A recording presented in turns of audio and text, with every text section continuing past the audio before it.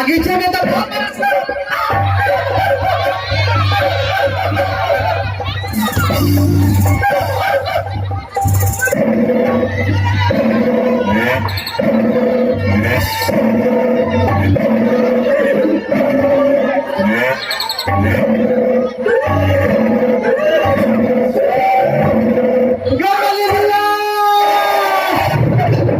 Malaria के डर गए सिर्फ फाड़ करके अपना जान के गए। अरे बाप रे बाप की भेला के ये अपना जान के फाड़ दलो सुगर। अरे बाप रे बगीचा में बहुत बड़ा सुगर आ गया चलिए हम सुगर के भगा लगे रही अपना जान के फाड़ दलो जल्दी से बैंडेज पट्टी करो हमरा पट्टी करवा चलू राज दरबार में महाराज का का हो। हाँ हाँ जल्दी से बैंडेज पट्टी कर दिया। अरे बाप रे।